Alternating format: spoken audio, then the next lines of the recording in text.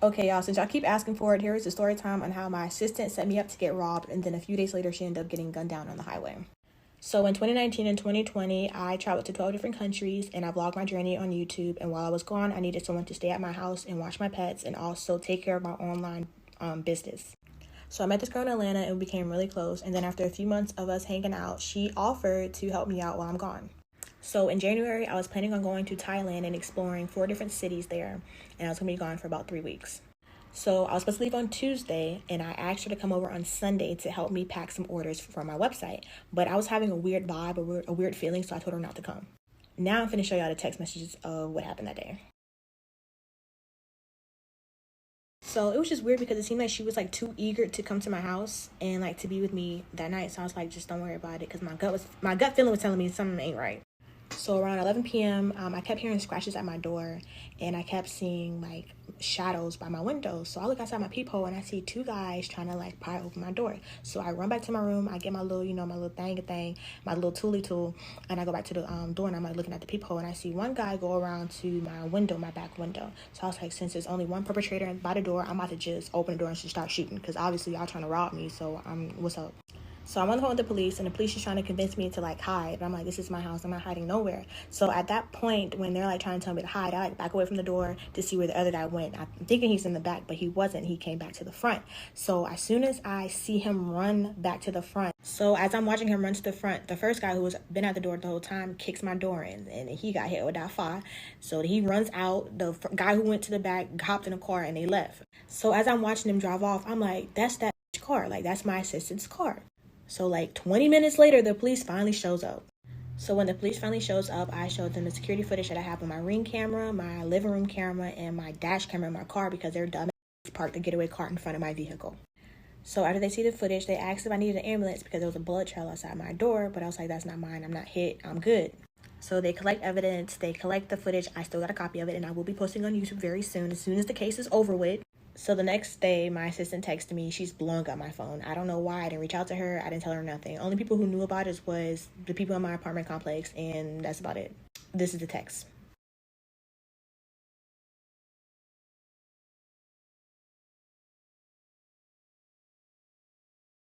I didn't answer none of her calls. I didn't even talk to her about the situation. We didn't talk at all. She was clearly guilty, because why would you just randomly text me and try to defend yourself when I never accused you of anything? I never told anybody, period. So obviously you was feeling guilty. And then a couple days later, her car got, pumed up on the highway. And the case hasn't been solved yet. So Basically, I was talking to this boy, and I moved out of my apartment, but my lease was still going. So I moved back on campus, and he ended up staying in my apartment. Mistake number one. Well, I could never get him to leave the apartment. So he used to have like girls over there and everything. So eventually, we stopped talking. We parted our ways. I bossed up, and he started back talking to his baby mama. Mind you, he was beating on her the whole time while we was talking, which is why I stopped talking to him. Plus the chin. So, the whole coming to somebody, woman to woman. She ended up coming up to me, woman to woman, one time and got my number. And, like, we wasn't cool, but, like, we was cordial because I wasn't talking to him no more. So, anyways, the boy pulled a gun out on the baby mama and he beat her, like, while we was talking. And so, like, he fell out with her parents. And she fell out with her parents because she went back to him after that. Okay, so then they started staying in my apartment. They used to be finding my apartment. They messed the apartment up. And I know because my roommate told me, which is my best friend. She was like, yeah, I heard a lot going on in there one time. Da-da-da-woo-doo-doo. So I'm like, yeah, y'all doing too much. How did y'all even... Number one, I think they locked the door because they wasn't even supposed to be in there. Mind you, I told him to get out. He just didn't leave. So they had like broke in and came in through the balcony. Like they was really living in a bando. So anyways, one day I was at my last tech appointment and I get a call from the baby mama. It's a FaceTime call, right? So I get a FaceTime call from the baby mama. And all I hear is a bunch of commotion, like, give me the phone, hang the phone up, give me the phone, hang the phone up. So I'm like, what is going on? She just crying, bawling her eyes out. Oh my God, he done black my baby eye. He done black my baby eye. I don't know what to do. I can't call the police. They gonna take my baby from me. I don't know what to do. My job, they in Birmingham. I'm in Tuscaloosa. Ooh, that was too much information. But anyways, so they in that city and I'm in my city. And it's like 35 minutes away, 40 minutes away. So I'm like, what do you want me to do? So she like, can you just try to calm him down? Can you just try to calm him down the whole time? I'm like, we never fought because I'm not confrontational. So like, if he would get mad, I just leave. I just walk out, and I'm not no hothead, and we don't got no kids together. So like, the same kind of, energy they might have together, I didn't have that kind of energy with him. So he get the phone after turning up on her, and I'm hearing all the fight when the phone, first get answered or whatever. He like, I wasn't trying to hit her. It was an accident, whatever. However, I was trying to punch her, and he missed the baby mama, and he hit the baby, y'all. So I'm like, let me see the baby face, y'all. When they put that camera on that baby light skin, that's number one. Big purple eye. I said, oh no. I said, you need to call your parents. You need to go back home. You need to call your parents and you need to go back home. Mind y'all, I screen recorded the whole thing. I'm trying to see, like, should I post it? But yeah. So, that was the story about a boy I used to talk to, baby mama. Not him. The baby mama called me and said, my baby daddy just blacked our baby eye. That's why I don't talk to nobody with kids. I'm not talking to nobody with kids. If you got kids, I can't do nothing with you. Period. So, story time on how this Airbnb host had me all the way up. So, boom, I'm booking an Airbnb or whatever. And I had a question for the host. So, I messaged him and was like, yo, y'all water park open? So, he was like, oh, yeah, it's open. Whatever. So, I go ahead and pay for it. Soon after I pay for it, he go, oh, you booked late, so you won't be able to check in until 6. That was the first red flag. Because why you didn't tell me that when I was just talking to you? You waited till I booked it to tell me, oh, you can't book until 6. Right in that moment, I knew I had fucked up. I'm going to be honest with y'all. Right in that moment, I knew it was going to be some bullshit with them. So we get there, we all sit in the living room, we try and watch TV, and it's a temperature warning keep coming up on the TV. Like, every time you try to click it off, it's popping back up. So I let the host know something going on with the TV. This talk about, oh, we got to hit up the cable company to see what's going on. That's not a cable issue. Your TV is fucked up. What are you talking about? Then y'all ask for the Wi-Fi code. How about it's not working? I look on the back of the box, the router, and it's a completely different Wi-Fi name and password. And I'm like, what? Like, huh? Then like around midnight, I noticed that the Wi-Fi went out.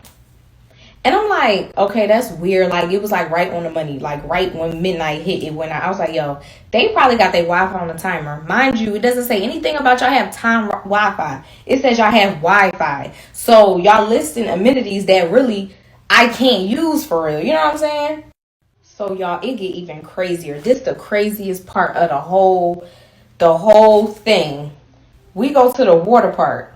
Mind y'all, I'm sitting there and I'm thinking, yo, what if they go in there while I'm out here? Like, when I tell you it's so crazy how my intuition be working. We get back. First thing I see is a guidebook. Like, they had a table by the door. First thing I see is a guidebook. I'm like, this was not here. I'm like, yo, you remember this being here? Nobody knows where that came from. I immediately hit the host up and I was like, you know what? It is extremely unprofessional. It was something I said. I don't know how I'm going to insert the which call it, but I was like, how dare you walk in here and I'm renting the space? Like, I pay for this space. Like, you don't get to just walk your happy here, especially when nobody called me, nobody texted me, nobody asked me, no nothing. And I was like, I know somebody was here because his guidebook is right here. He admitted that somebody from his team didn't know it was occupied. Do I look dumb? Y'all didn't know y'all running a business. Y'all didn't know that it was somebody staying here? Do that make any sense? Y'all, it gets even better. Call me Mrs. Get her money back because I don't be playing. I was like, I need a full refund right now. This is ridiculous. Do y'all know he sent me $50 and told me it was his final offer? $50? Hey everyone. So I wasn't expecting everyone to want a story time, but I'm gonna go ahead and get into it. So this is the story time of how my best friend set me up. So the first key point that I want to make is we're no longer friends. So I definitely do agree with you guys in the comments. But it's one key point I need to make before I get into the story. So basically, this was my friend for a while. Basically, she came up to me one day, basically saying, you know how she was in a financial bind or whatever, and her baby daddy cousin, he does fake wreck. She was like, he can hit you. I can get in a car with you. You know, you can get free money out of it. And then I basically won't be in a financial bind anymore. So I basically told her, like, no, I love my car. You know, that's not something I'm interested in doing right now. Okay, so let's jump into the story. So this happened on my son's birthday, which was January the 29th of 2020. I decided to have a little small party with family and friends to come over. So at 4:30, everyone was supposed to come over. The day before, she suggested that she would watch my daughter, which this is something she always does, so it wasn't out of the ordinary.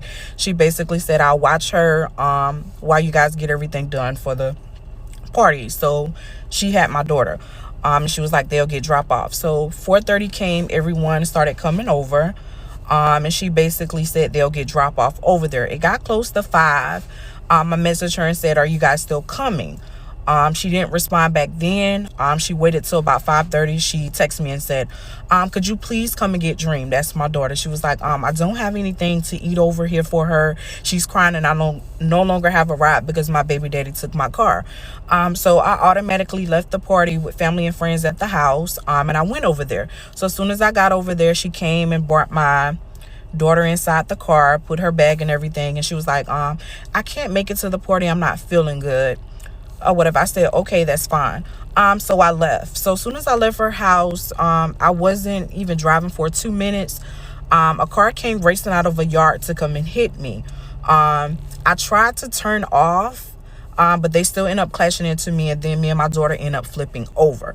So we flipped over in slow motion. So I blacked out. When I woke back up, I was like, oh, my daughter. So I got my daughter. She was fine because she was fully scrapped up.